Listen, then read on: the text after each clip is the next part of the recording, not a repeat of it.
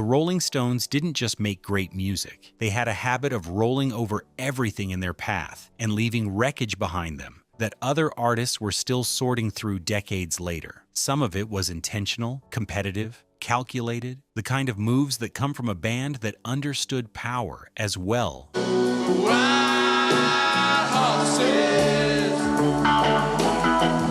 as they understood a chord progression. Some of it was just the sheer gravitational force of what they were making, pulling everything nearby into its orbit whether they meant to or not. Either way, the result was the same.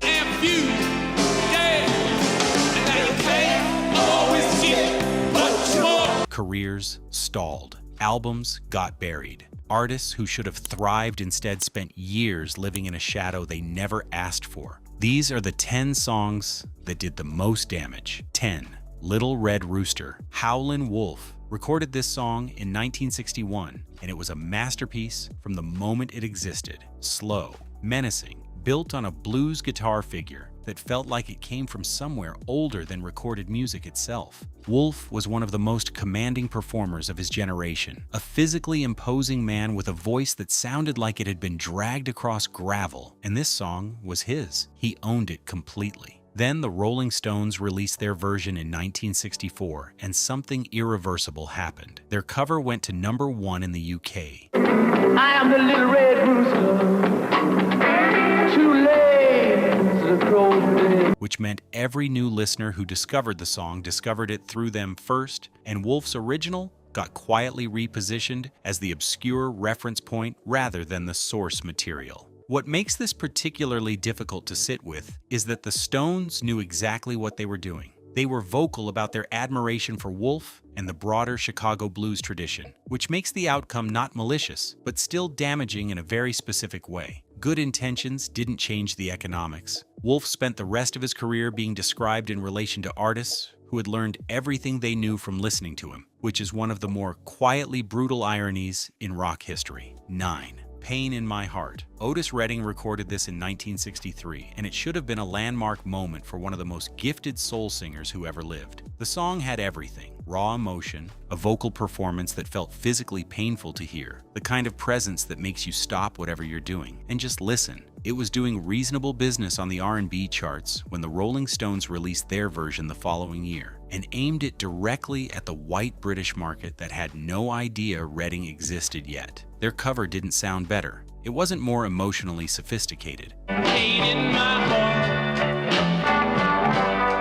won't let me sleep. But it had the distribution, the press, and the audience that Redding at that point simply didn't have access to. The crueler part of this story is the timing. Redding would eventually break through to mainstream white audiences and become the legend he deserved to be. But those early years of having his work appropriated without credit or compensation represented real lost ground financially and in terms of cultural positioning. By the time the Stones were done with his catalog, audiences had already formed a relationship with those songs through a different voice entirely. Redding had to work twice as hard to reclaim material that was his to begin with, which is an exhausting thing to ask of anyone, let alone someone who was already producing work of that quality. 8. Street Fighting Man. By 1968, there was genuine revolutionary energy building across the Western world. Paris was burning, Chicago was burning, and musicians everywhere were trying to figure out what their role was supposed to be in all of it. Plenty of artists made protest music that year, earnest and direct and committed to actually saying something. Then the Rolling Stones released this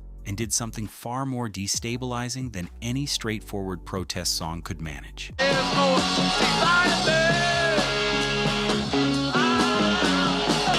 Instead of picking a side, Mick Jagger sang about a man who wants to fight but can't figure out how, trapped in a sleepy London town where the only outlet available is rock and roll. It was ambiguous in a way that made everybody uncomfortable. The damage to other artists was reputational rather than commercial. Songs that took clear positions suddenly looked naive next to something that questioned whether positions were even possible. Artists who had spent months crafting careful political statements found their work being compared unfavorably to a song that refused to make one, and that comparison was deeply unfair, but also completely unavoidable. The Stones had shifted the standard for what sophisticated political engagement in rock music was supposed to look like, and a lot of sincere, talented people got caught on the wrong side of that shift through no fault of their own. Ambiguity turned out to be more powerful than conviction, which is a lesson nobody particularly wanted to learn. 7. Gimme Shelter. There is a before and after with this song, and the dividing line is uncomfortably sharp. The late 1960s had produced an enormous amount of music built on the idea that love and community and collective goodwill could actually change things. And a lot of that music was genuinely beautiful and made by people who believed every word of it. Then Gimme Shelter arrived in 1969, with Keith Richards' opening guitar riff sounding like the world was ending, and Mick Jagger singing about war and rape and murder as if they were weather systems rather than aberrations.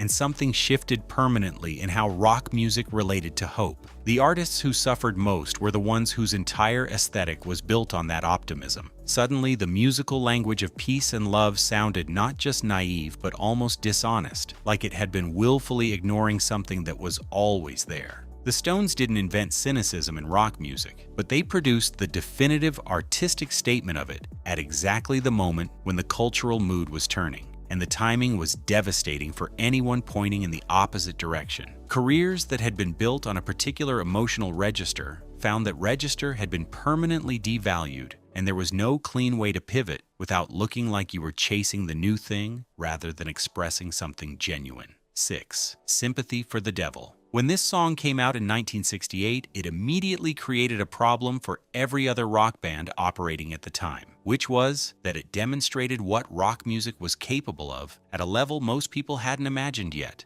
a samba rhythm. Jagger narrating history from the perspective of Satan himself. Allow me to introduce myself. I'm made well.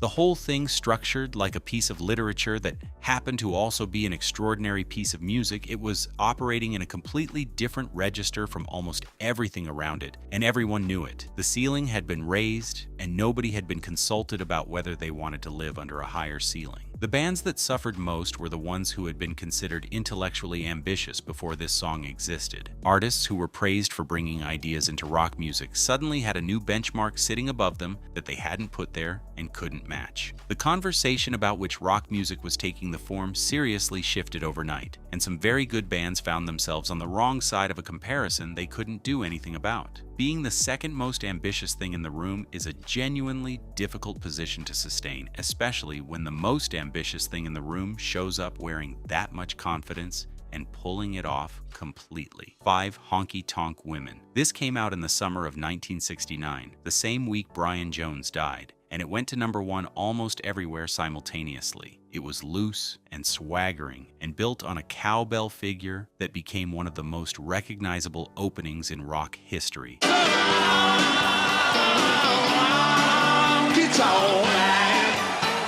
And it arrived at a moment when the band was in genuine crisis internally. Jones was gone, Mick Taylor was just arriving, and the machinery of the Stones was grinding through a transition that could have broken them. Instead, they released this and made the transition look effortless, which was its own kind of damage to every other band watching from the outside. The artists who got hurt by this one were the bands who had been positioning themselves as the natural successors to the Stones' commercial dominance. Several British rock acts had spent the better part of a year building toward a moment that this single essentially preempted by demonstrating that the Stones weren't finished or distracted or vulnerable. They were still operating at full power while dealing with a founding member's death. The cruelty wasn't intentional, but the effect was real. Bands who had sensed an opening found the door closed, and it was closed by one of the most effortlessly confident singles the Stones ever made, which made it even harder to argue with. 4. Satisfaction. When this came out in 1965, it didn't just top the charts, it fundamentally repositioned what a rock single was supposed to say and how it was supposed to say it. The fuzz guitar riff was unlike anything that had been on mainstream radio. The lyric was genuinely critical of consumerism and media manipulation.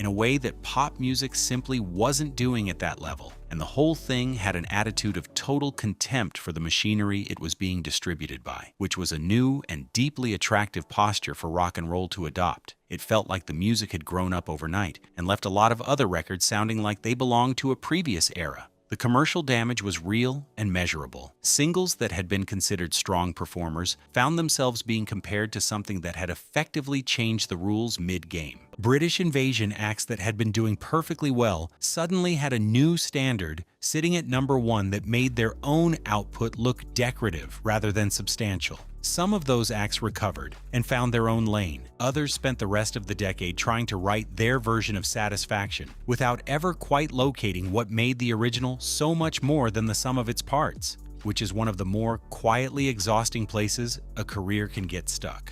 3. Wild Horses. The story behind this one matters enormously. Keith Richards has said he wrote the opening line thinking about his infant son while preparing to go on tour. That specific domestic tenderness from one of rock's most committed outlaws landing inside a song that went on to become one of the most emotionally devastating ballads the band ever recorded. Wild horses. It was also famously offered to the Flying Burrito Brothers, who released their version first in 1970 before the Stones put out theirs the following year, and the comparison between the two versions tells you everything about the gap in commercial and cultural weight between the two bands at that moment in time. The Burrito Brothers version is genuinely beautiful and deserved far more attention than it got. Instead, it became a trivia question, the answer to who recorded Wild Horses first, while the Stones version became the definitive one by sheer force of who they were. Graham Parsons, who had helped shape the sound the Stones were drawing on for this entire era, watched a song his band had recorded first get permanently overshadowed by people who had learned some of what they knew from listening to him. That particular dynamic, the originator becoming the footnote again, runs through the Stones' history like a fault line, and this is one of its most bittersweet expressions. 2. Exile on Main Street. This isn't a single song, but the damage it did operates song by song across a double album that landed in 1972 and immediately made every other rock record released that year feel like it was working at reduced scale. Recorded in the basement of a rented villa in the south of France while the band was essentially in tax exile, the whole thing sounds like it was made by people who had absorbed every strand of American music, blues, gospel, country, soul, rock and roll, and then filtered it all through 2 years of chaos and excess until something genuinely new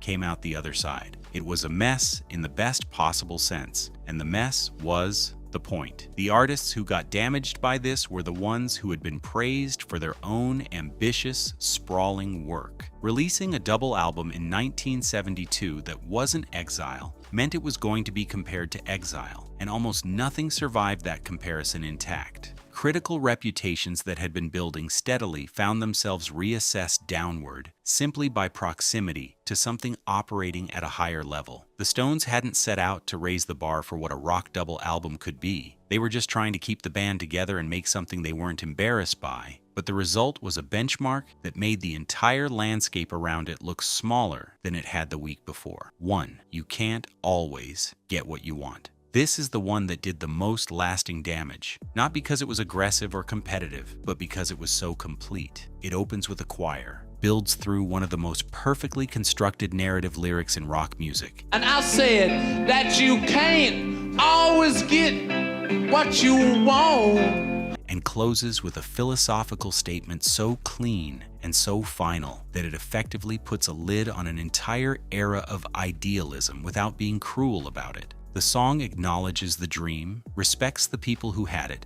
and then very gently explains why it didn't work, and it does all of that in 7 minutes without ever raising its voice or pointing a finger at anyone in particular. The artists who suffered from this one are the ones who had built entire careers on the promise that the 60s dream was still alive and still worth fighting for. This song didn't attack that position, it just rendered it obsolete with a level of grace that made it impossible to argue with. You can't fight something that's already made peace with itself. Musicians who were still operating in the language of possibility, found that language had been quietly retired by a song that understood something they hadn't arrived at yet, and the transition was brutal precisely because it was so compassionate. The Stones closed a door that a lot of people were still trying to walk through, and they did it with a choir and a French horn and one of the great closing lines in the history of popular music. The Rolling Stones didn't destroy these artists out of malice. They just operated at a level that left very little room for anyone standing too close. That's what it looks like when a band is truly unstoppable. Subscribe and we'll see you in the next one.